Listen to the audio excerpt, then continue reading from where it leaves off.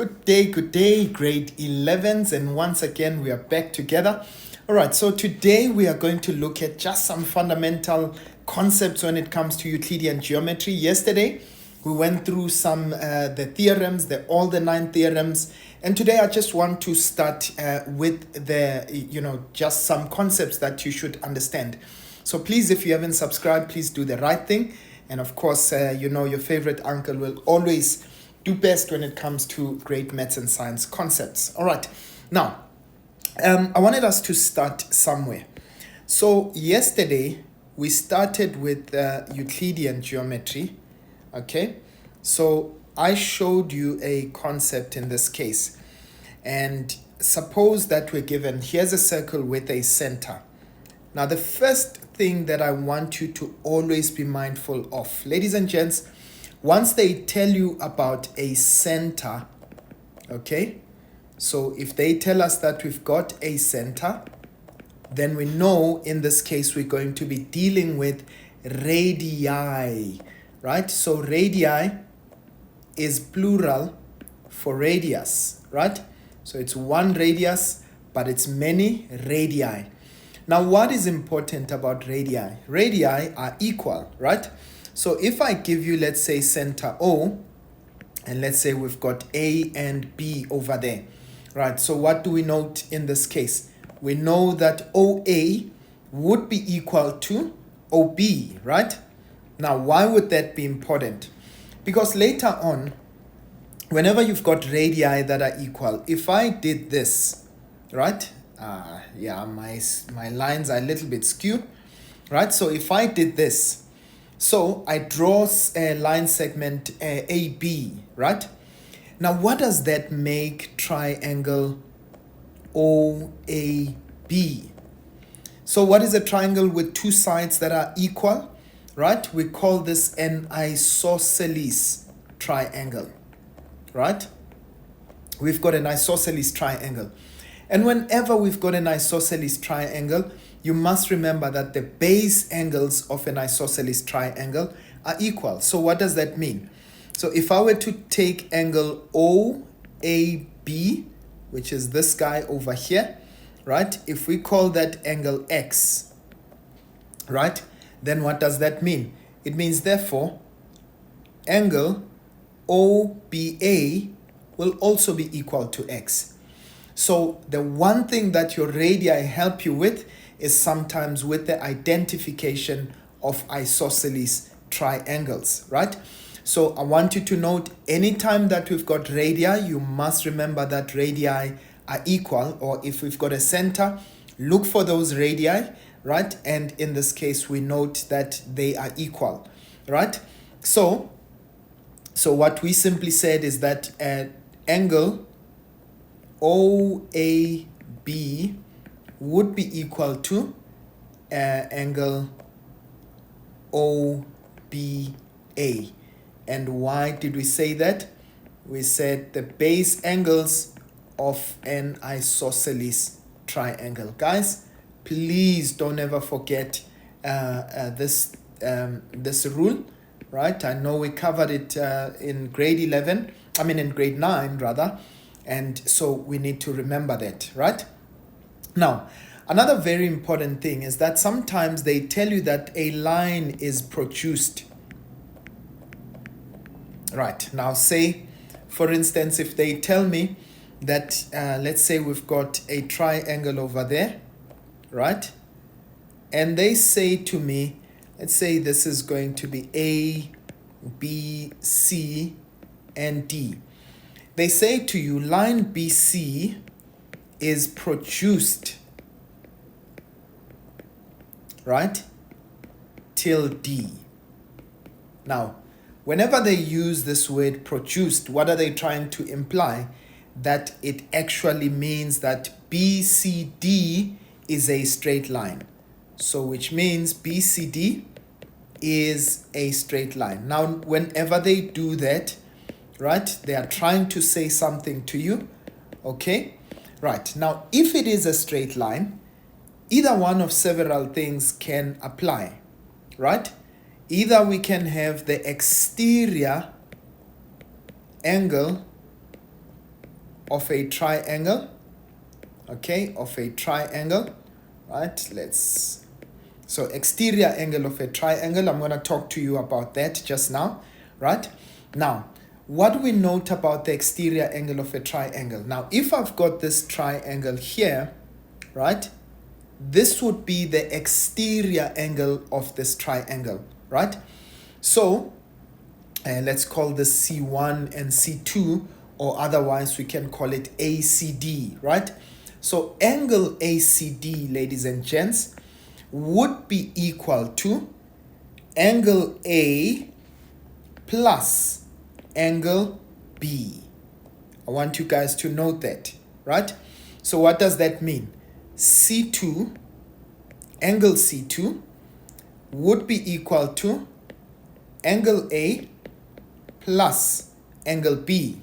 So remember, I call this angle B in this case because it is at the vertex B, right? Or you can simply call it ABC, right? So that's angle ABC. So we can also write it this way, angle ACD, right? So ACD, right? So it's this angle C2 there is equal to, what is angle A? It's BAC. Can you see that? So that's BAC plus, right? What is angle B? That's ABC. So that's ABC, right? So I've written the same thing there. But why is that the case? We say this is the exterior angle of a triangle. Now remember, we say the exterior angle of a triangle is equal to the sum of the opposite interior angles. So this exterior angle over here is equal to, now the one next to it, you go to the ones that are opposite that exterior angle, right? So it is equal to the sum of the opposite interior angles. All right, so please remember, when we say a line is produced, right, we simply mean it makes a straight line. But another thing is that when we say that a line is produced, right, so this is the second thing. We said the first thing is that it makes a straight line. Number two, when we say a line is produced, we simply mean that it makes a straight line. And so what can be applicable there is that the sum of angles on a straight line. You remember that the sum of angles on a straight line, right, on a straight line is equal to 180. So what does that mean? It means that C1 plus C2 is equal to 180, right? So when I take the sum of C1 plus angle C2, right, that will be equal to 180. Now remember, in this case, I will simply say angles on a straight line. Okay, right, so usually we just shorten this and say angles on a straight line, right? So remember that the sum of angles on a straight line is equal to 180. So that's the second thing that we get from angles, or when we say a line is produced. Now what would be the third thing, right? Now sometimes we can have a cyclic quad, okay? Now let's say I say to you, right, I'm going to give you, so let's say we've got A, B, C, well, let's say, let me actually write it nicer. So let's say A, B, C, and D, and let's call this E, right? Now I want you to please note, we know if ABCD is a cyclic quad, and I tell you that line CD is produced till E, what do I mean again? It forms a straight line, right? Now the moment it forms a straight line, right, note that if I say, let's say this is D1 and D2, right, note that we can now apply the exterior angle of a cyclic quad, right? So remember, the exterior angle of a cyclic quad is equal to the opposite interior angle. And of course, I didn't really draw this very accurately as a cyclic quad, but if I am told that this is a cyclic quad, then I know that D2, right, is equal to angle B. But why is that? We say this is the exterior angle of a cyclic quad. All right. Now, these are some very important concepts, right? And it is important for us to note that. But please keep in mind, once again, it means that D1 plus D2, right? So this guy plus this angle over here, right, would be equal to 180 degrees. And why is that? We say this is angles on a straight line. Okay, so please keep that in mind. So this is the sum of angles on a straight line. All right, so that is what we mean when we say a line is produced, right? But again, we can also find ourselves with a situation. Now, please, I want you to note, ladies and gents, right? If I tell you that these are straight lines, right? So let's say we've got line AB and line CD, right? So there it is there. And now I am telling you that line AB and line CD intersect at a point E. Now, what does that mean? Now, let me say that we've got E1, E2, 3, and 4. Right, so now what can we deduce from that? So firstly, we know that it means that E1 plus E2 would be equal to 180. I'm sure you've got this by now. Why would that be the case? These would be angles on a straight line, okay? On a straight line, okay? But also, what can we deduce? Now we've got vertically opposite angles. Please, I want you to remember that, right? So which means C2 is equal to C4, but only on condition that AB as well as CD are straight lines. So in this case, what does it mean? It means that we've got E2 being equal to E4. And why is that? This would be vertically opposite angles. Okay? Right, so this is just a reminder to some of you, right, to remember that when we've got vertically opposite angles, in this case, they would be formed because of a straight line. All right, I hope that we are together so far. So that would also mean that if I am looking at angle E3, right, that would be equal to angle E1. So E3 would be equal to E1. Again, what would be the reason? Again, they would be vertically opposite angles. Okay, right. So ladies and gents, those are very important concepts, right? Exterior angles of a triangle, right, equals to the sum of the opposite interior angles, right? We spoke about the fact that whenever you've got a center as well, right, we know that whenever I've got a center, I must look for that, for those radii, right? Once we've got radii that are equal, we know radii are equal, obviously. So it means we can also look out for that isosceles triangle, right? Now, ladies and gents, what I would like for us to do is just to take some concepts on this, all right, and just try to apply them, and let's see how they would apply in practice. Right, let's take a look at this example. I took it from one of the textbooks, right? They say to us in the following sketch, O is the center. Note once again, we're given a center O. So what can I say?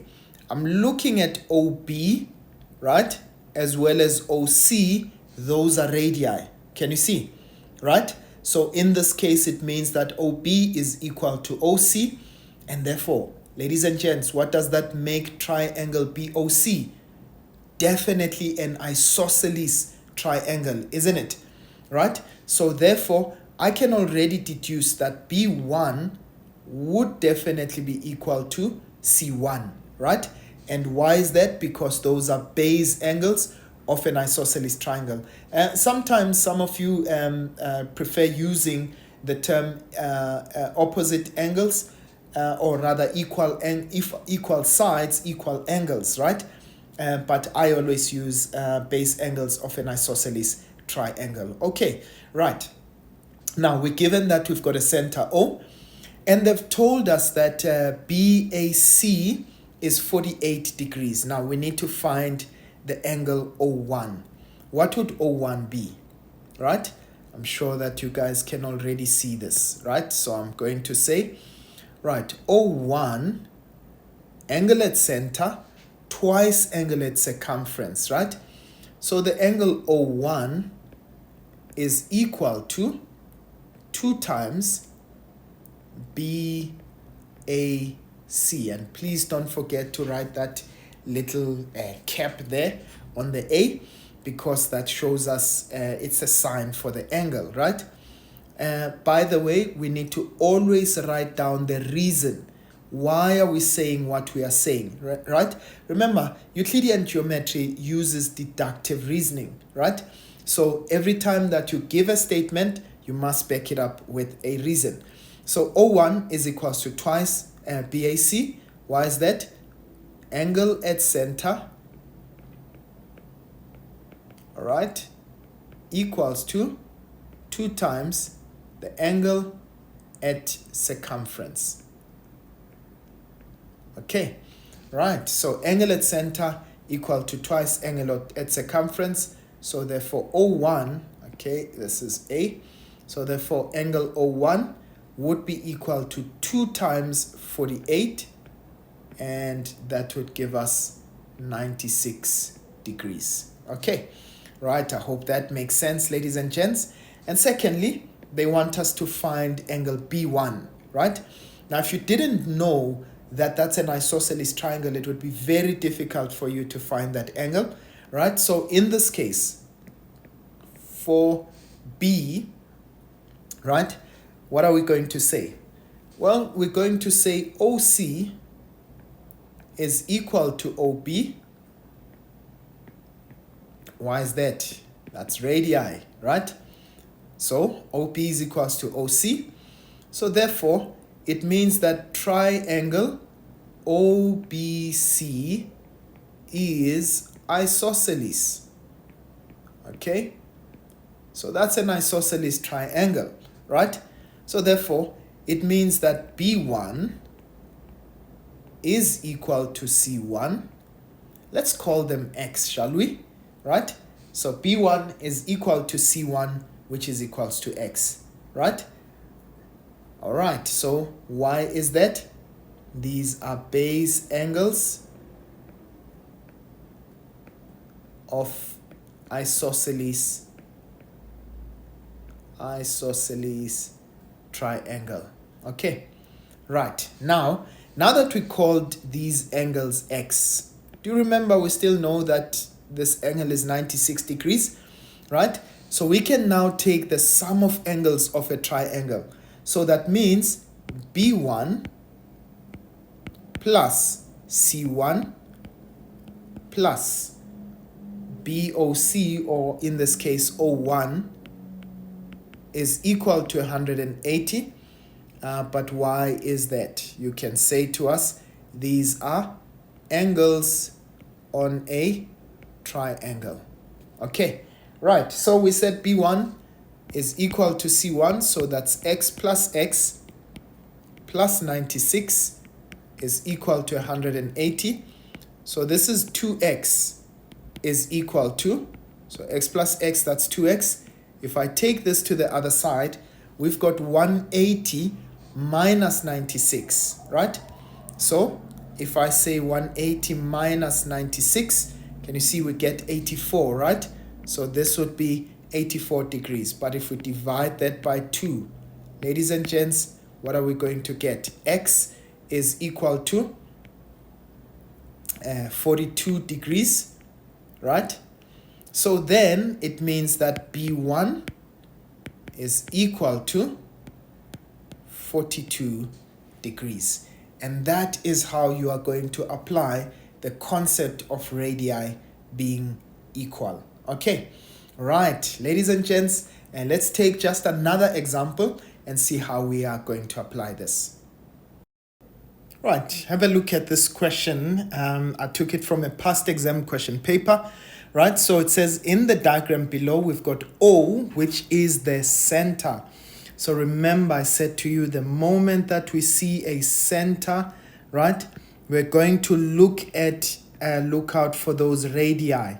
So automatically that means ON will be equal to OM without them having to tell us that, right? So again, right, base angles of an isosceles triangle, or as I said, some of you prefer to say angles that are subtended by equal sides, right? Opposite angles from equal sides in this case would be equal. So if I call this X, that means that would have been X as well, right?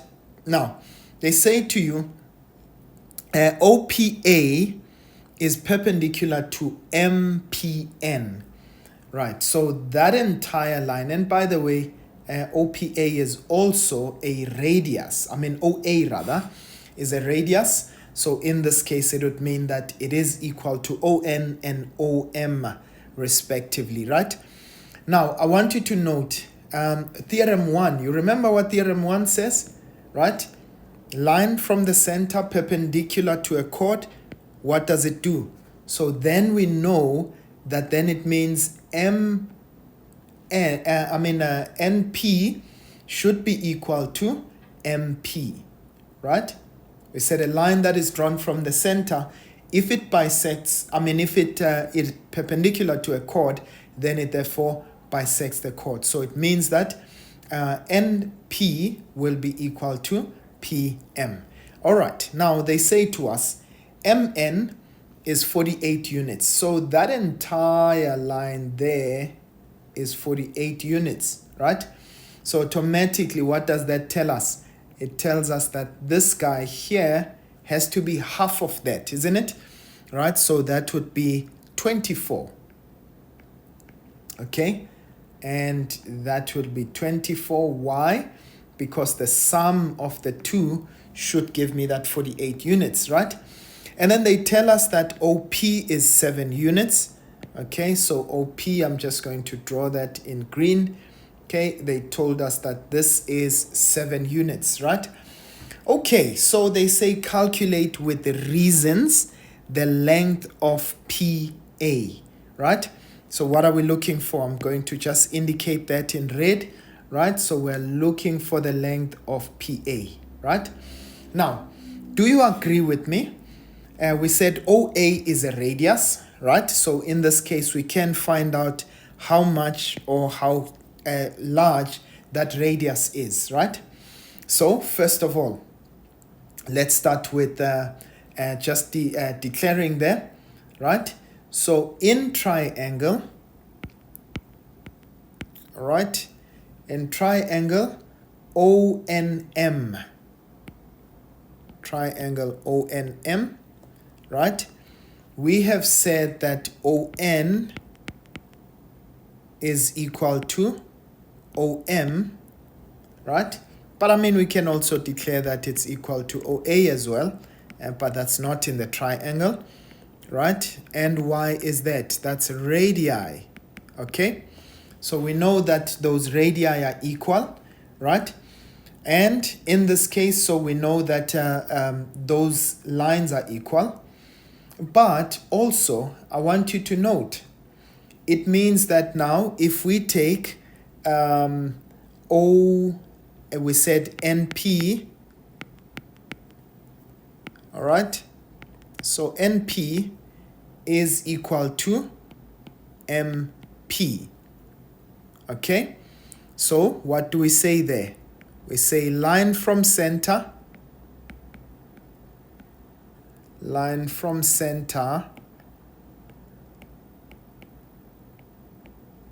perpendicular to the chord, right? Okay, so that makes those equal, and so therefore it means that each one of them would be equal to 24, which is a half of 48, right? So that's going to be 24 units each. All right. Now, ladies and gents, we already have the length of ON, isn't it? OP rather. We've got the length of OP. Now we've got NP, so we can get ON, right? So I'm working in triangle ON. Actually, I was supposed to say in triangle ONP. So in triangle ONP, right? So we are going to look for the hypotenuse. ON squared, which is the hypotenuse, is equal to OP squared plus NP squared, right? And we know this is going to be the Pythagorean theorem, right? All right. Or you can say theorem of Pythagoras. So that means that ON will be the square root of, now please note in this case our OP, that's 7 squared. NP, we found it to be 24 squared, right? And if we calculate that, that's going to be the square root of 7 squared plus 24 squared, and that gives us 25, right? So which means our radius is 25 units long, right? But now we know that OA is equal to ON, right? Why? Because they are radii. Okay, and if they are radii, then it means that OA rather is equal to OP plus PA. And remember, what did they ask us to look for? For PA, right? So we know that OA, that's going to be 25 units. That's radii, right? OP is 7. And so therefore PA will be equal to 25 minus 7. And in this case, that will give us 18 units. Okay, right. And that is how the cookie crumbles, ladies and gents, right? We didn't necessarily need those angles there, but I mean, it is an important thing to note that they are equal. All right. So ladies and gents, I'm going to leave it here for now, right? I'm going to pick this up again and looking at cyclic quads and so on, but keep following on in our lessons. Otherwise, I'll see you guys next time. Sharp, sharp.